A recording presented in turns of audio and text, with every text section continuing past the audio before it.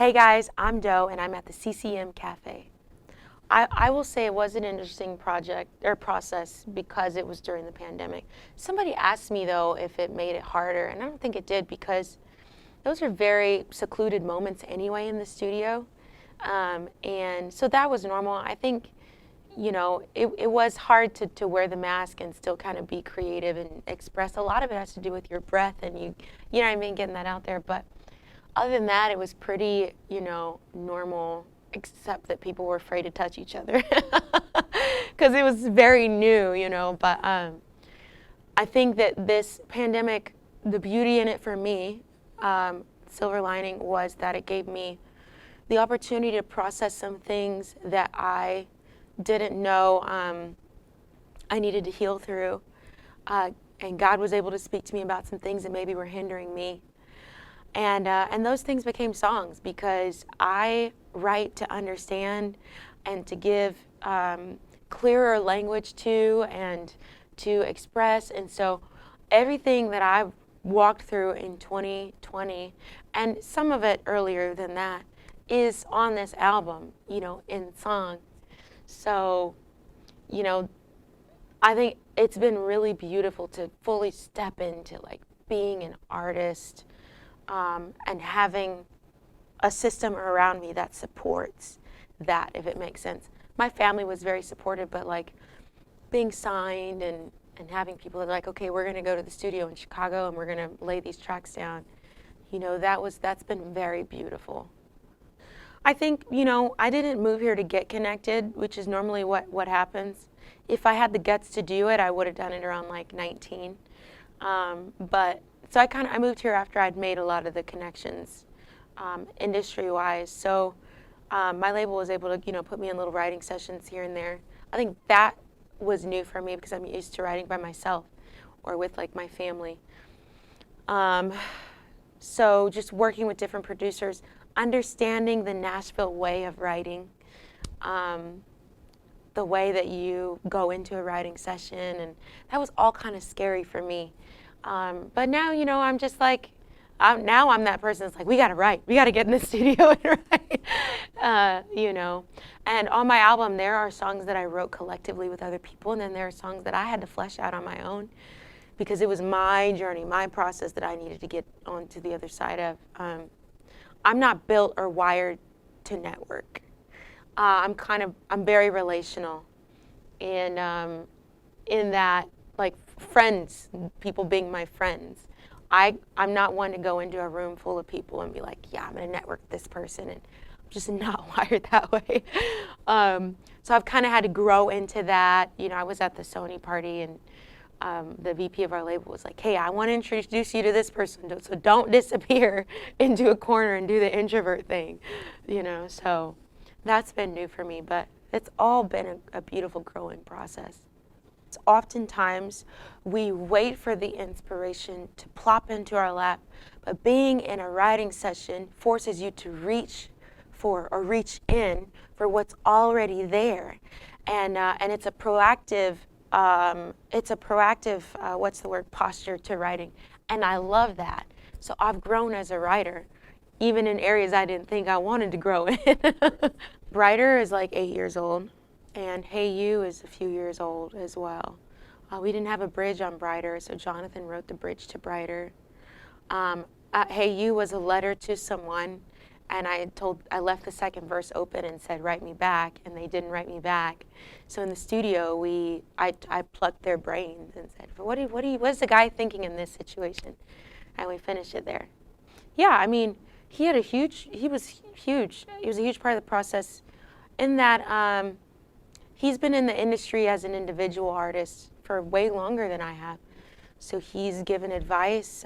We've written together, talked through the maybe the lyrics of certain songs, and I've fought for certain lyrics. I'm like, no, we're keeping that, Production-wise, he's got a hand in it. Jonathan is a huge part of this process. I have to say about Jonathan, because he had to create a lane for himself, he is passionate about helping others who maybe don't have a pathway paved out for them. He's passionate about helping them trailblaze. and make that lane for them and finding their audience. And I think his audience is a lot similar to mine anyway, because we kind of have that acoustic sound. So yeah, Jonathan had played a huge role in that.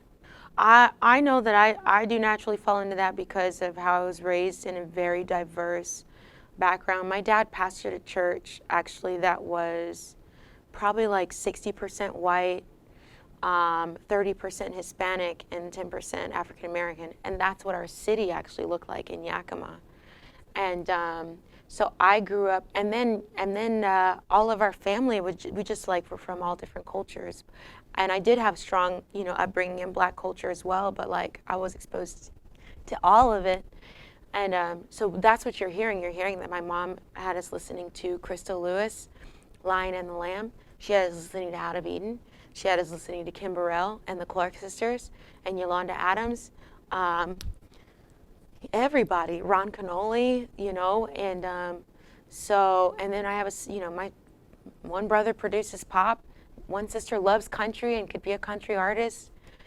So there's beauty in that, and I think Jonathan is passionate about every genre because people may not know it, but like he listens to like the Natasha Bedingfields and like, did I say her last name right? Okay. Anyway, he loves that kind of stuff too, and so I think that's why you hear that in his music. I think maybe it does come natural to him too. But I do want to say this: there's something to be said about separate genres because they are cultural expressions and cultural God expressions too. But I think what will be beautiful what has been beautiful has been to see people from each side come together and marry their sounds and show the world that is just as beautiful as the two separate sounds, if not more, because everybody's involved and there's reconciliation in that for sure. But somebody asked me about So Good and like, why is that on the album? I came to this point to where I looked at my album. When you listen to my album and the lyrics, you realize that this was a process of transformation for me, of surrendering different parts of myself that maybe I didn't want to even accept. That maybe I didn't even want to accept. And I finally was in this place where I realized, like, God revealed these things to me, and he could have left me the way that I was and allowed me to stay in these habitual bad cycles. And I have just found myself in a moment of like pure thankfulness. I'm just like really thankful and grateful that Jesus has decided to stay in this journey with me, even in moments where I might be completely jank and unworthy. I mean, I'm always unworthy of everything that he's given, but like really unworthy. So I just found myself in this place of like really just being thankful. So when I sing the lyrics to So Good, people don't realize this, but when you write a song, it means something to you right then. But then you grow with the song, and you're like, this is actually what this song means. I feel that way about So Good. I mean, I just can't wait to get out there and sing my music, this music, and minister my experiences, if I can say that. Right now, I do a lot of like leading worship, and that's great, But someone said to me, you have an opportunity to hide when you lead worship because you're saying, look at Jesus, isn't he beautiful? Let's all be captivated by who he is. And when you're an artist, you have to tell your story and talk about what Jesus did for you and go into detail. And that has been strength and healing for me. And I've had moments of realizing that me choosing to be honest on this album was me choosing to speak a language that only a subgroup of people will understand as it pertains to the gospel. And I've gotten to see people get touched by what I thought only I was touched by or what I thought only I understood. That's been really beautiful. So what I'm trying to say is I can't wait to get out there and sing my music.